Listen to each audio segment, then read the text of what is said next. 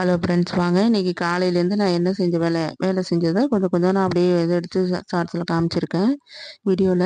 இப்போ பார்த்தீங்கன்னா அந்த காலைல நைட்டு வந்து பாத்திரம் விளக்க அதெல்லாம் கொஞ்சம் இருந்தது, அதையும் கொஞ்சம் விளக்கி எடுத்து வைக்கணும். அதெல்லாம் எடுத்து ஓரவங்க வச்சுட்டு, இப்போ இந்த ஷெல்ஃபெல்லாம் நான் உங்களுக்கு நிறைய தடவை சொல்லியிருக்கேன் இந்த மாதிரி கொண்டாந்து வச்சுருவேன் அப்படின்ட்டு. அதை க்ளீன் பண்ணுறது, அப்புறம் கொஞ்சம் கொஞ்சம் என்ன இன்றைக்கி சமையல் பண்ணது, டிஃபன் இந்த மாதிரி தான் கொஞ்சம் கொஞ்சம் காமிச்சிருக்கேன் ஃப்ரெண்ட். காலையில் வந்து நான் பொங்கல் தான் பண்ணியிருந்தேன். நான் இப்போ காமிக்கிறது வந்து மிளகு பொடி. மிளகு முழுசு முழுசாக போட்டோம்னா சில பிள்ளைங்களுக்கு பெரியவங்களுக்கு கூட சாப்பிட மாட்டாங்க, அப்படியே எடுத்து எடுத்து போட்டுருவாங்க.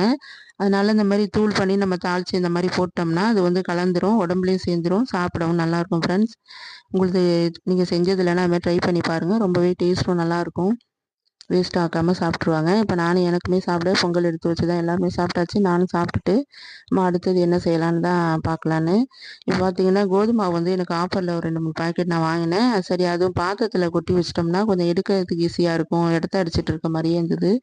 சரி, நம்ம வந்து சில்வர் டப்பா சம்பளம்லாம் இருந்தது, அதில் போட்டு வச்சோம்னா சீக்கிரம் இந்த நாளில் வந்து ஈரம் படர்ந்து ஒரு மாதிரி பூச்சி வண்டுலாம் வைக்கிற மாதிரி இருக்கும், புழு கூட சிலப்போ வச்சிரும். அதனால இந்த மாதிரி பிளாஸ்டிக் ஜாரில் இந்த மாதிரி நம்ம வச்சோம்னா ரொம்ப நாளைக்கு யூஸ் பண்ணலாம் ஃப்ரெண்ட்ஸ். பிளாஸ்டிக்கு தவிர்க்கணும் தான் சொல்கிறாங்க. ஆனால் இந்த மாதிரி பொருளை நம்ம இது மாதிரி வைக்கும்போது சீக்கிரம் வண்டு இதெல்லாம் வச்சிடுது. அதனால தான் வந்து நான் சொல்லியிருக்கேன் ஃப்ரெண்ட்ஸ், அதையும் தான் காமிச்சிருக்கேன். இது மாதிரி 3 பாக்ஸாக பிரித்து வச்சுக்கிட்டேன். பெரிய பாக்ஸ்னால் என்கிட்ட அவ்வளோ பெரிய வாளிலாம் இல்லை, இருந்தால் 10 கிலோ அந்த மாதிரி தான் இருக்கிறதுனால நான் இந்த மாதிரி போட்டு வச்சுக்கிட்டேன். அப்புறம் பொட்டுக்கடலை வாங்கினதும் தீர்ந்துட்டதுனால நான் ஒரு எக்ஸ்ட்ராவும் 1/4 கிலோ வாங்கியிருந்தேன். அதனால் அதுவுமே போட்டு வைக்கலாம்னு அதில் தான் எடுத்து வச்சுட்ருக்கேன். இந்த ஷெல்ஃபே பாருங்கள், இது வந்து ஒரு டெய்லியுமே சொல்லலாம், அப்படி தான் நான் வந்து இது பண்ணி வச்சுருவேன். திரும்ப சாயந்தரம் இதை அடுக்குவேன். இதே போல் தான் எனக்கு வந்து ரொட்டீனாகவே போயிட்டுருக்கும். கீழே இருக்கிற டப்பாவுமே அப்படி தான், கொஞ்சம் லைட்டாக எடுக்கும்போது கலைஞ்ச மாதிரி இருக்கும். களையிறது கூட எனக்கு அவ்வளோவா இருக்காது. பாத்திரங்களை கொண்டாந்து நான் மேலே வச்சுருவேன் எதாக இருந்தாலுமே. இப்போ இந்த மாதிரி தான் இதை வந்து நான் அடுக்கி வச்சுக்கிட்டேன் ஃப்ரெண்ட்ஸ். இப்போ பூ வந்து பறித்து ரொம்ப நாள் ஆகுது. மழையினால நம்ம மாடிக்கே நான் போகிறதே இல்லை. பூ பறிக்கக்குள்ள தான் துணி துவைக்கிறதே பெரிய விஷயமா இருக்கிறதுனால இப்போ கொஞ்சம் லைட்டாக வெய்ய காயிற மாதிரி இருந்ததுனால பூவெல்லாம் பறிச்சுட்டு வந்து அதுவே பூத்து போயிருக்கு.